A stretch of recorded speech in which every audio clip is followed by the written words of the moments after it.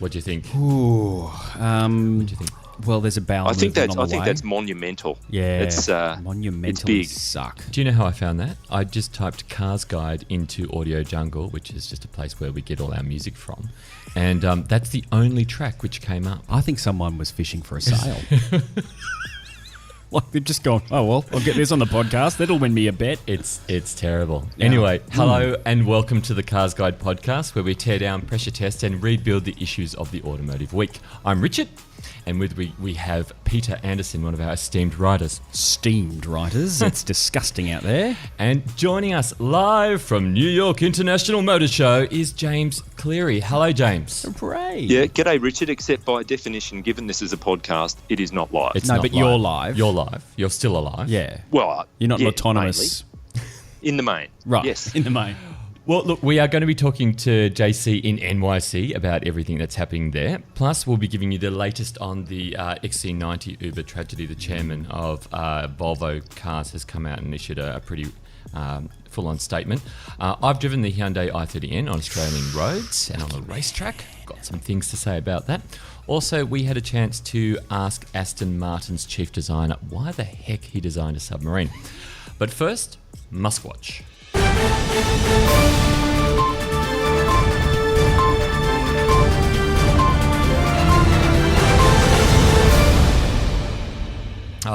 Elon. He's tweeted again. I mean, he's always tweeting. Loves a tweet. Now, look, first of all, it was Boring Company hats, then flamethrowers, and now Elon Musk has tweeted this week that, and I quote, "New Boring Company merch coming soon, life-size Lego interlocking bricks made from tunneling rock that you can use to create sculptures and buildings." Right. Yeah. Yeah. So, as Barbara pointed out, crazy Elon. as Barbara pointed out, he has rebooted the brick, but without actually rebooting it. Yeah, good point. It's phenomenal, isn't Okay, it? I mean, so here's the. I know I complain about Silicon Valley every time, but someone once said that Silicon Valley people go into a business and their whole view is, what would this be like if these people didn't have jobs? And that's what he's trying to do to the brick industry. Okay. Like- yeah, that's true. We do That's bricks true. already. We do stuff with tunnelled spoil already. Yeah. Like, do we really need him getting involved in this? But he's just so much like a kitten chasing a piece of string. You know, Yeah. what is it today? Oh, what am I interested in today? Something completely different. I can understand why he's a billionaire though, Yeah. and I'm not, because he's so entrepreneurial. He'd pick up, a mug, out of the cupboard, and then go, "Oh, I'll market these again." Yeah, Do you know what I mean? But Richard, you were saying that there are certain people that believe he may not be entrepreneurial for very long. Well, that's Well, right. yes. Now, somebody called John Thompson from I'm not even going to give him I don't want to give him a plug, but Villas Capital Management is the name of his company. He's a hedge fund manager. So he said, like, yeah, Now, right, yeah. He's come out and he said, now, a pretty damning statement, and I actually wasn't sure about including this in the podcast. He said that unless Elon, and I quote, pulls a rabbit out of his hat, Tesla will go bankrupt within 4 months. That's a pretty damning I statement. wonder how he knows that though. Like look, we know Tesla's burning a lot of money, Yeah. but 4 months. How is it? I reckon just mark it down, put a date on the calendar, 4 months hence. Let's see whether that guy knows what he's talking about. Yeah. How's a rabbit going to help though? That's Well, he Yeah. can probably resell the skin. yeah. Oh, Yeah. well, he would. Well, Yeah. if he doesn't pull it out of a hat, he can try and pull it out of somewhere else. James, you think that maybe this gentleman might have a bit of a vested interest in it as well? Yeah. Well, Yeah, it's a pretty effective self-promotion, isn't Yeah, it? yeah, very yeah, effective. Well, we're yeah. talking about it, and that's one of the reasons It's why. like saying blockchain. Yeah. Yeah, my Yeah. net wealth just went up. That's right. All right, let's leave crazy Elon there. Oh, yeah, for the look, week. look, Yeah. that is Elon for this week. Yeah. Nothing more needs to be At said. least he doesn't tamper with cricket balls. That's right. Yet. That's a different story for a different podcast. Very much a story for our podcast is the New York Auto Show. Now, James Cleary, you're on the ground in NYC. It's only been mere weeks since the Geneva Motor Show, but some amazing things are debuting there. We're talking the new look RAV4, the Hyundai Kona Electric, the Volkswagen Atlas, Tucson F-Pace SVR, Mercedes-Benz C63. James, what have you seen? You forgot the Levante Trofeo. The Levante Trofeo, the Maserati's Trofeo. Yes, that's right. James, what have you seen? Yeah, I mean, it's been a bit of a surprise packet because Detroit was not quite, but close to a fizzle, and here's New York has come out of the gates flying. And I should just give you a bit of disclosure up front that I'm here as a guest of, Mercedes-Benz, Mercedes AMG, and the primary focus of that was to have a look at the new upgraded C63, and specifically the C63S, which is Australia's version of that car. And I'll quickly give you a rundown on it. The story's on our site, but it's some cosmetic changes, a new grille, and lighter rims, but substantially there's a new 9-speed auto transmission as fitted to the E63, up from 7 ratios in the current car. There's a retune on the suspension and the diff. There's digital instrumentation, a new steering wheel, and some new electronic options through the suspension. So it looks as though it's a worthwhile upgrade, and it'll be really interesting to drive that car once it lands. Is that transmission a twin clutch or is it a slusher? It's a slusher, but it has a wet clutch for takeoff, which increases the agility of the car from step-off, and also speeds up the changes on the way through. So some more investigation required on that, but on the face of it, it looks like a I think good you and improvement. I should do something on a racetrack just to make sure their claims are fair. Yeah, that's right. Yes, just for scientific purposes. What else have you seen, James? Well, Richard, you did mention a laundry list of cars that have made their debut in New York, but I'll give you my top 3 rather than rattle off all the different ones. So I'll just go into a moderate amount of depth on 3 that stood out for me.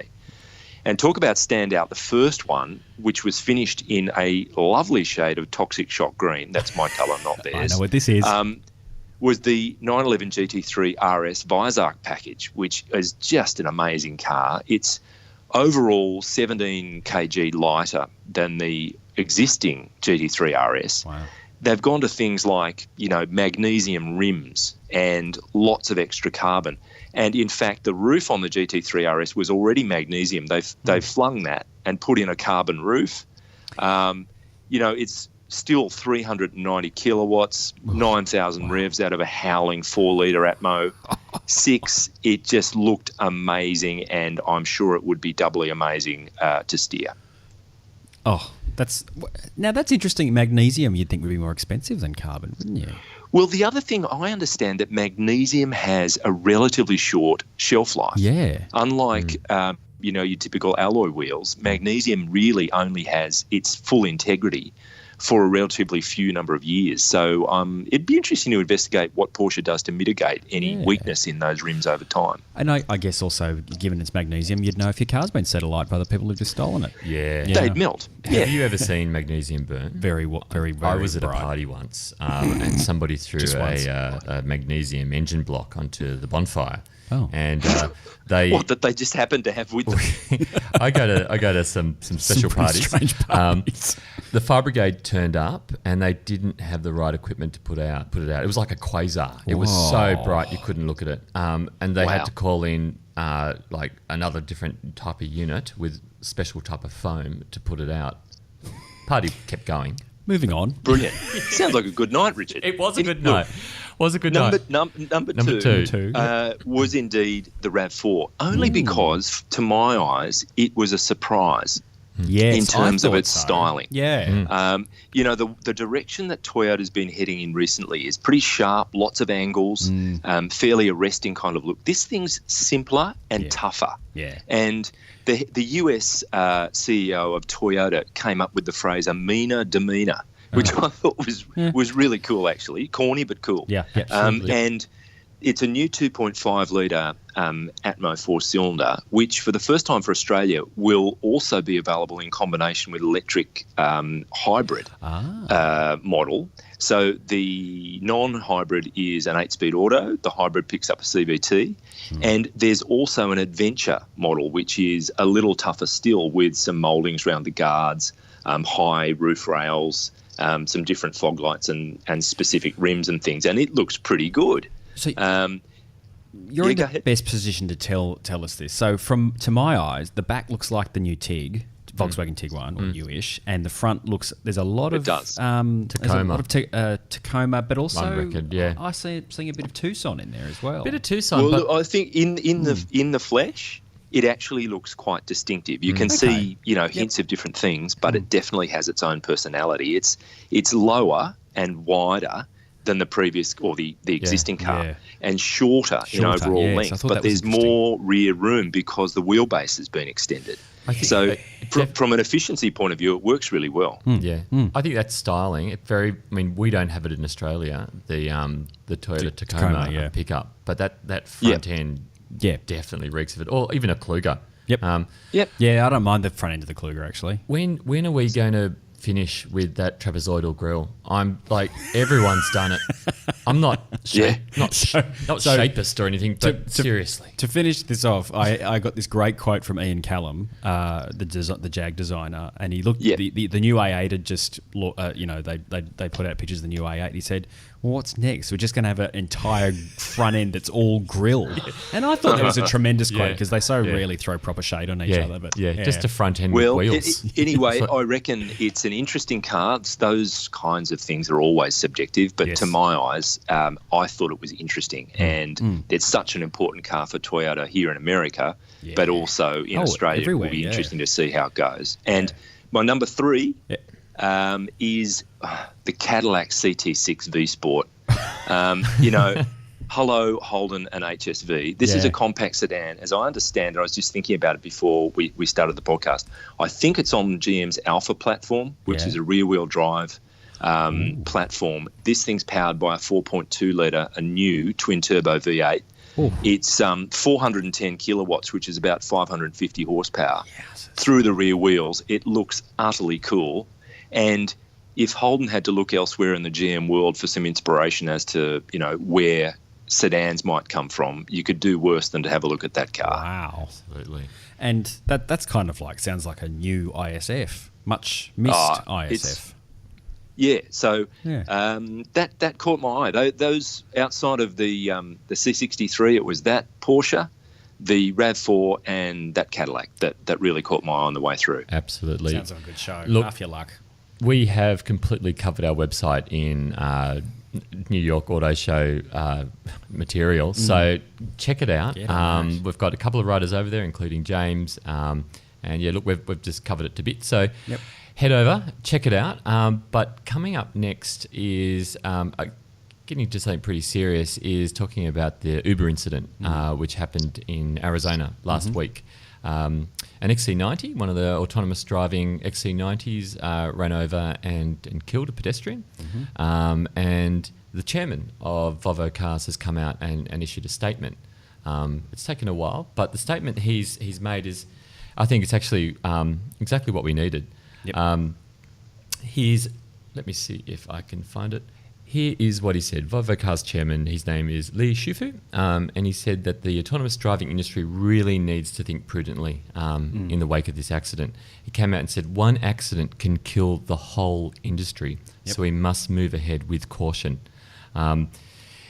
He said, look, this reminds us that no matter how fast we develop, safety is the number one priority. If safety cannot be guaranteed, no automated cars should be allowed. I think he's absolutely right. Absolutely right. We are moving ahead in leaps and bounds with autonomous technology. We've got Elon Musk saying that every single Model S that rolls out of the factory now is fully level 5, capable. Yeah, right. I think he's absolutely right. Look, I don't know about you, JC, but I've noticed autonomy has really, the last couple of shows, it's kind of taken a backseat to basically electrification. And I don't know if that's been the same there in New York this time around, but very little chat about autonomous cars, and I think the the head of Volvo is correct and Elon is incorrect in the sense that you can go headlong for something and it's all fine until someone gets hurt. Yeah. And that's what's happened in this instance. Yeah. And so there's been a bit of internet chatter about this. Like, you've got people saying, "Oh, well, she was jaywalking." Yeah, well, she's not the only jaywalker on Earth. So that's true. let's like, there's all these people jumping to sort of autonomy's defense, and there are going to be jaywalkers. It was in an area that, like, the speed limit was 60k. So, like, absolutely. Well, I think Peter, you mentioned when we were off air earlier that the head of Volvo is probably frustrated because his company has copped so much negative publicity from this incident. Yep. But it appears as though, if not all, most of the Volvo safety tech had been disabled and overridden by the Uber emerging technology. So he's copped a kick in the pants without warrant, really. And Volvo has spent a long time on this tech, and then Uber comes charging in all Silicon Valley douche bro style and going, "Oh, yeah, we can do it in a couple of years." Doesn't happen in a couple of years. No, and Uber has 200 self-driving cars in the US. Yeah. Or had. That's exactly right. Yeah. They've suspended these trials now. As has Toyota, by the way. Yeah. Yep, Toyota's out. Yep. That's right. Yeah, look, it's funny that nobody has said anything like this until now. It's all been, leaps and bounds, move ahead, bright future. Look, the naysayers were ignored and told, you're just an old fuddy-duddy Luddite. I don't think anyone really has a genuine objection to autonomous cars, just that nobody wants to be killed by one. Yeah. Just, I'm putting that out there. I agree. I agree. I mean, it's human fallibility all round in that these cars are programmed by humans. They'll ultimately drive themselves, but they'll also operate in a mixed car park where there'll be cars that are driven by people, cars that are being driven by themselves. That is still going to be a recipe for extreme complexity. Yeah, absolutely. And trying to deal with all of that is not the job of 5 minutes. And BMW said last week the hardware is not there for really capable level 5 autonomy. And you don't want to hear that. Like, you want to hear capable level 5 autonomy. We're there. If you're not there, let's not bother with it. Absolutely. Yeah. And I went to a tech day in 2017. They had the E-Class technology boss there, and he actually made a statement which sort of shocked me at the time. He said it'll be 30 years before autonomous tech really works. I think that'll be when it's working without drama. Yeah. Meanwhile, you've got Ford who say by 2020 we're going to have a level 5 car. Anyway. That'll be on the road. Well, all right. the egg will be ready for that face, I'm afraid. Let's raise the mood. Well, look, Winton. The Winton Motor Company has sworn that will never produce an autonomous car because it's completely against their ethics in terms of, they build a driver's car. Their whole ethos is to have those 3.5 seats in the car. Exactly right. Autonomy is not in the Winton DNA. No, it's not. No. Yeah, exactly. In fact, they've deliberately removed all those vowels from the internal corporate dictionary. U-O, all of them. Yeah, apart from O, of course, was has to go into Winton. So they've only got I and O available to them otherwise people will be writing autonomy. There's no Winton in autonomy. That's right. Anyway, we're going to hear from them right now in this Winton ad. Life's a journey, and for over a century, Winton's been helping Australians enjoy the ride. Behind the wheel of a Winton, you're comfortably in control of the most efficient, enjoyable, and brilliantly engineered car in the world. In fact, from class-leading luxury and performance cars to light trucks, heavy haulers, and agricultural equipment, all supported by our no-haggle, lifetime warranty and industry-leading service, Winton covers all the bases. Winton, Australian with a world of difference.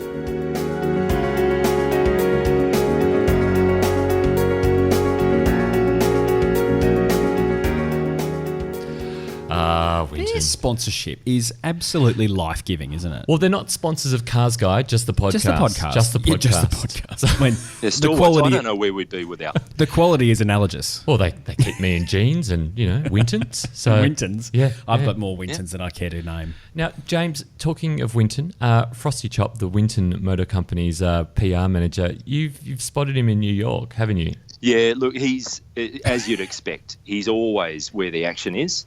and he's with a media group here in New York.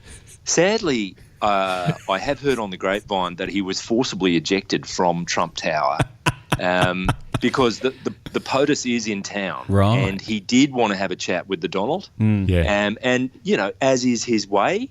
He just goes in a very direct way up to Trump Tower, bowls in, wants to speak to the guy. Yeah. I think he'd been having a bit of an evening prior, Yes. and it didn't go well for him. Maybe But- by the name, they thought he was something to do with Stormy Daniels. Oh, Frosty. Frosty Yeah, Chops, Frosty. Stormy Daniels.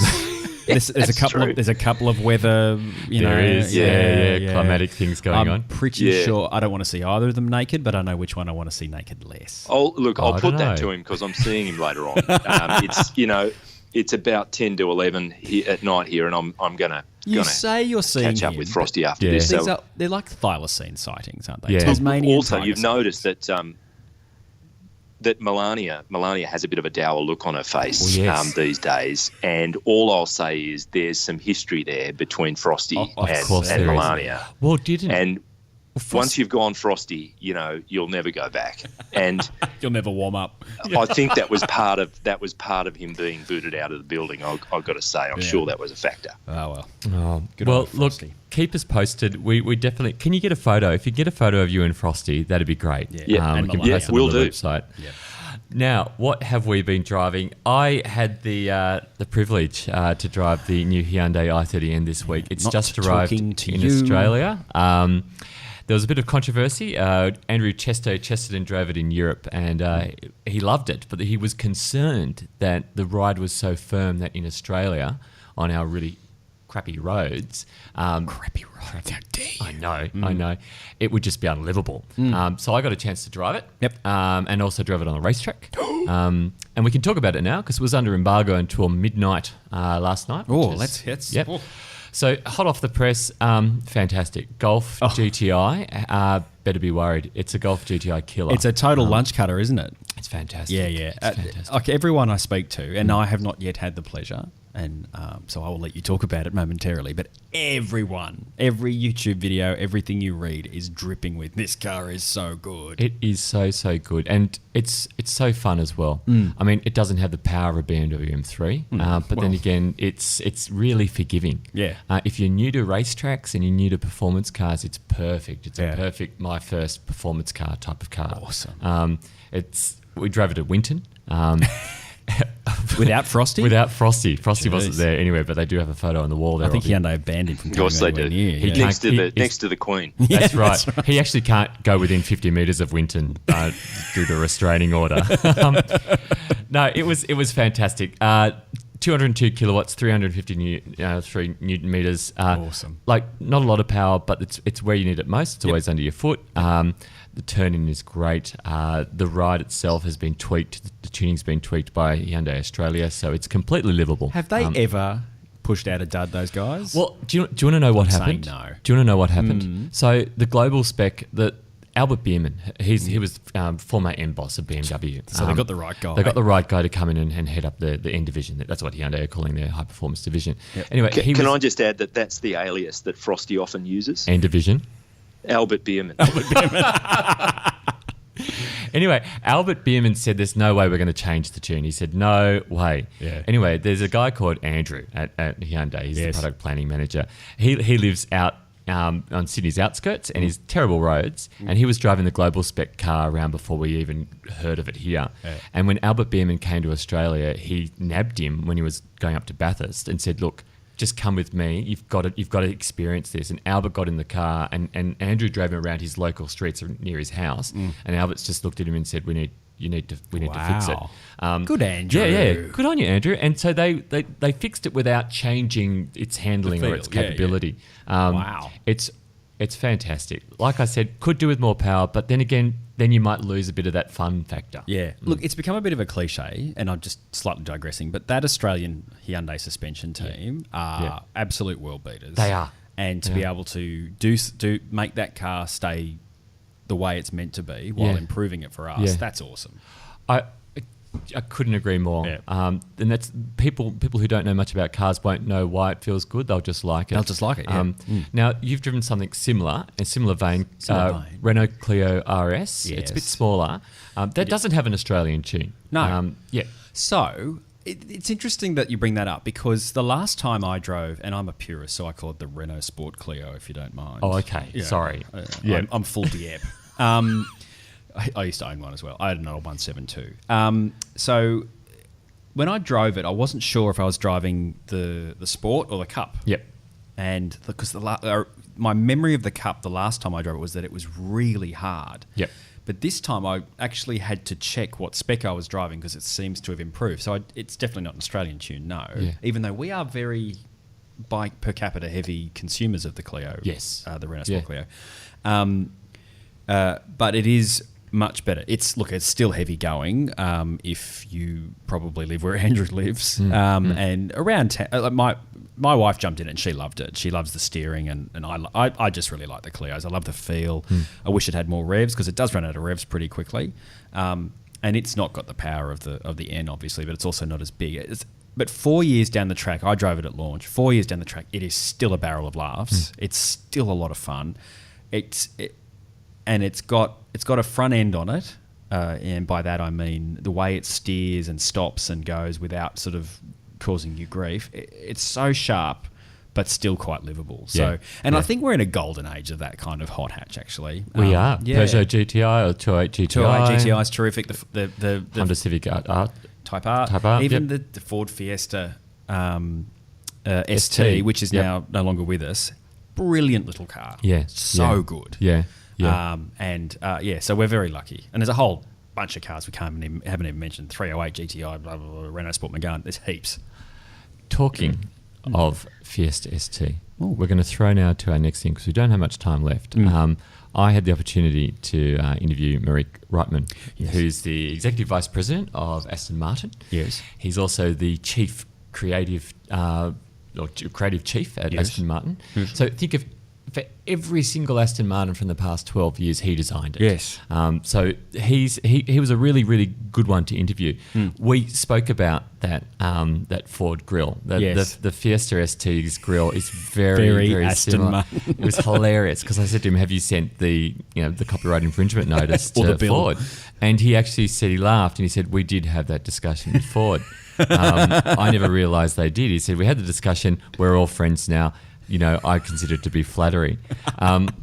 Well, Ford probably also said, well, you can stop taking engines from us then. Well, that's it, because Ford did own Aston Martin for a while, didn't it? He was a great interview. The entire Q&A is online at the CarsGuide website. You can check it out. An excellent read. He spoke about how he fell into a sort of a rut of designing Russian dolls to a degree. Yeah. A lot of Aston Martins look the same. And that's one of the reasons why he did the Aston Martin submarine, or as he corrected me, the submersible. The submersible. Yeah. Yes. And he said, look, I think a Russian doll car would be a lot like, the Wienermobile, wouldn't it? You just kind of lay it over on its side, put some wheels under it. It'd be fantastic. That's right, just a doll on wheels. He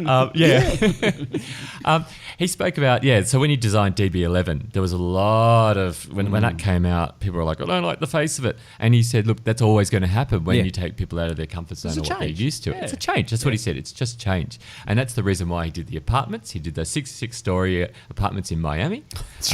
He did the submersible. But he made a really good point about the submarine. I don't like calling it submersible because it just doesn't sound. The submarine, he talked about the reason why he did it was to take him out of his comfort zone. He said if you design in a bubble, you end up designing things that look like they've been designed in a bubble. He said by designing the submarine, what he discovered was that they had issues with solar loading. So you'd go from the surface where it could be plus 40 degrees Celsius and you could go right down to the bottom of the ocean and it's minus 40. He said the issues they had with the glass is that the coating didn't protect the occupants well enough. So that gave him the idea to come up with a windscreen which can be like a reactive glass. He said that's going to do away with sun visors and stuff like that. And also it's going to completely change, cooling and climate control in cars. I'm all for that. Isn't that great? That's really cool. I'm all for that because I'd burn in 10 seconds flat in these bright and airy cars we're all driving around in. I know, especially if it's got a sunroof. Oh, don't give me that. I know. I had this car the other day. I didn't realise it had a glass roof, and I was wondering why it was so hot. Oh, that'll be why. Was it French? It was British. Really? What was that? The McLaren. What else is in your GT. driveway garage at the moment? This week, the Lexus RCF. Yep. My wife said to me, "So when's this going back?" I went, "Why? Because I don't want it to go back." So that's been a hit. Yep. Even though it's getting a bit old, and it's quite a tubby car, but my goodness, it's got this mode called TDV that you turn it into slalom mode, and this is fantastic. What? Yeah, slalom mode. And I had a friend in the car. I said, "Let's see what this does." Gave it the beans and just started wrenching the wheel from side to side. And my goodness, the grip on that thing, it was awesome. Do you have any? What else is in your driveway? A Mazda 3 Neo Sport. Ooh. As far as from the east as from the west. So from this bellicose V8. And look, I love the RCF has that great naturally aspirated 5-litre V8. Yep. It's a wonderful engine. And then the very capable Mazda 3 Neo Sport. Now with reversing camera.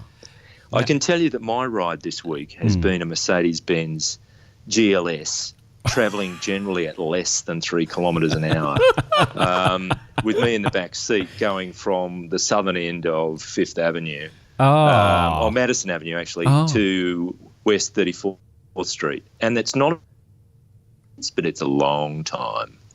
Right, yes. Right. You could just walk, James. I've been driving something Yeah, well- completely different to all of you. I've been driving a Holden Colorado LSX. Yeehaw. Now, it does not have a V8 in it, despite what that LSX might infer. It's just got the regular turbo diesel 4-cylinder. Yep. It's really just a sticker kit. It looks great. Does it? Yeah. It looks really good. But one of the things I've noticed, jumping in and out of different cars each week, if I'm in a tiny car, like a Clio, I get honked at constantly. Really? Now, I've driven just the same way that I always drive. In that Colorado, no one drives. I was no going one to honks say, at me. they're probably honking at you because you're having to hang out the window because you're so tall. Yeah. Right? You're like a dog. Yeah. Ace Ventura with the bullet in his lips. Richard, tell me, what's the sticker kit? You've got the Longhorns across the back. Yeah, the R.M. Williams horns across You've the got back. what, Pioneer or something the on the crossed side? shotguns. Yeah. The Southern Cross in the Frangipani. No. Yeah, what kind of stickers? Magic happens. You do get. So you get like a Magic happens. Practice random acts of senseless kindness and beauty. No, there is a car with that sticker in my street. No, you get Colorado. You get like a Colorado sports bar across the back. You get like Colorado in big black font written across the tailgate. 0 to bitch You in get 8 LSX seconds. down the side of it. And you get these I've massive heard you black have to line guards. up to get into the Colorado sports bar. No, you have- on a Friday night. No, you have to line dance actually. Line to get dance. in. Hey, right. And be able to split open the peanut shells with one hand. Ooh, that's right. Yeah. All right. On that note, I think we've reached the finish line. Thank you, Peter. A pleasure. Always a pleasure. And live from New York City, thank you very much, James. Thank you, Joe. No problem. And thanks to our studio producer, Bad to the Bone Barbara. He's angry but always fair. And our generous sponsor, the Winton Motor Company, proud maker of the Winton Turbo. 101 years old or young in 2018. And thank you for listening. We'd love to hear your thoughts on today's show or anything else that's on your mind. Search for CarsGuide on Facebook and Instagram and use the hashtag CGPodcast or email us at comments@carsguide.com.au. Remember to subscribe and please rate and review us on iTunes. It really does help spread the word on the podcast. I hope you can join us next week. Until then, remember, as they say in New York, start spreading the news The news. about the CarsGuide podcast. We're recording today.